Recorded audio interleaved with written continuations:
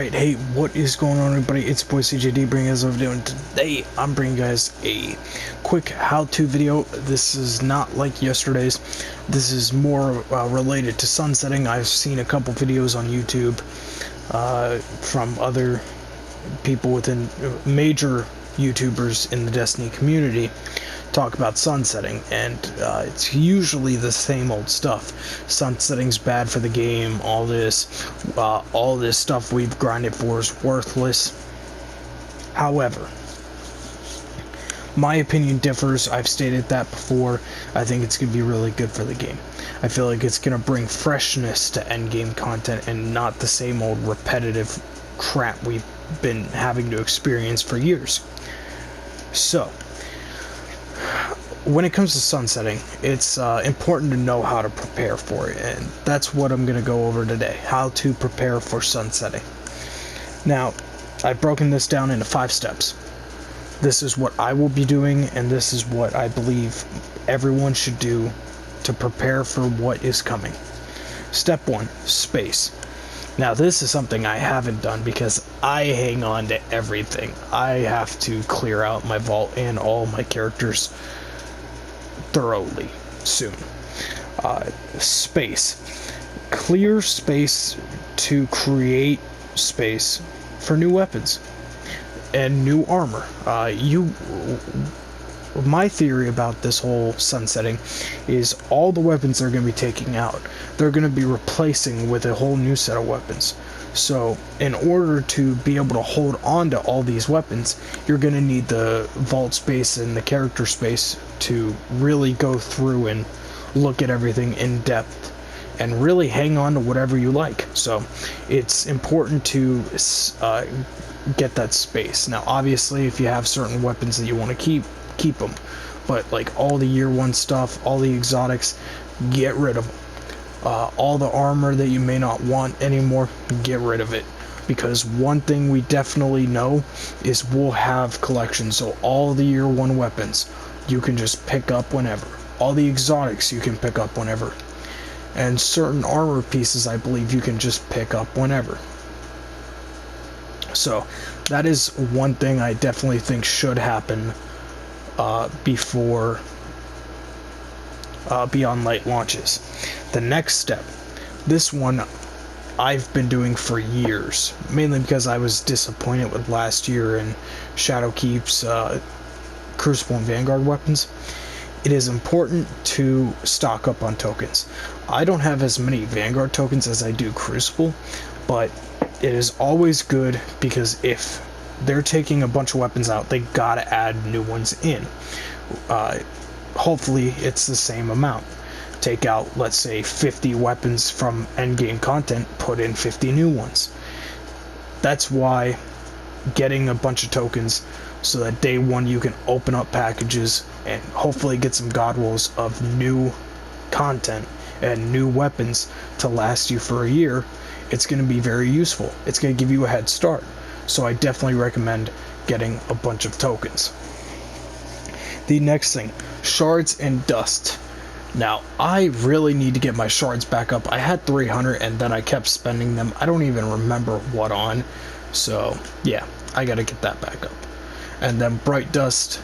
So, the Bright Dust is only really good for cosmetics, which if you are a collector and you do want to get different ornaments and everything like that from the Eververse store, it is good to stock up on Bright Dust for when Beyond Light drops. You can pick up all the new cosmetics. Speaking of cosmetics, I think I might pick this up in a minute. And then Legendary Shards. This one is important for Legendary Engrams from Rahul if he is still selling.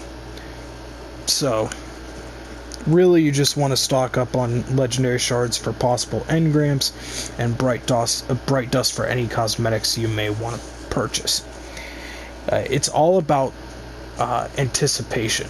You want to anticipate what's going to be released, stock up and prepare so that when new content is launched, you are ready to jump in, get new stuff, and have a head start over those that didn't prepare. step 4, Gunsmith materials. I am going to preach this because I think this is important. Gunsmith materials, this is where weapon collectors are really going to have some fun. The Gunsmith obviously just sells guns, so it is good to farm and stock up on Gunsmith materials so that if his inventory gets completely worked out and reset and whole new stuff comes in, I have 5,000. I recommend getting at least maybe 1,000, maybe 500, or a lot. Just whatever you can to be able to buy as many weapons as possible.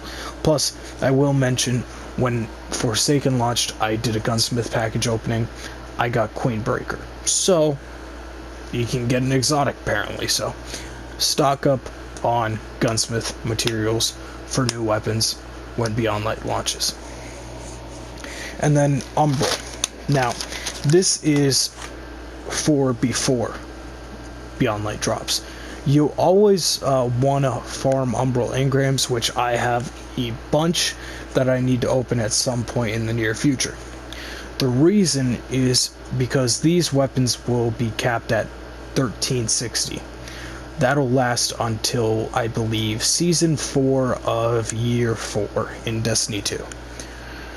So these weapons will last you a while, and if you don't feel like waiting until day 1 of Beyond Light to try and get ahead and be able to prepare for endgame content, find out what weapons you think you would like, farm that weapon, get the God roll if you can, and then carry that into Beyond Light, and then you will have, hopefully, a whole weapon set that you are comfortable with and can immediately start endgame activities.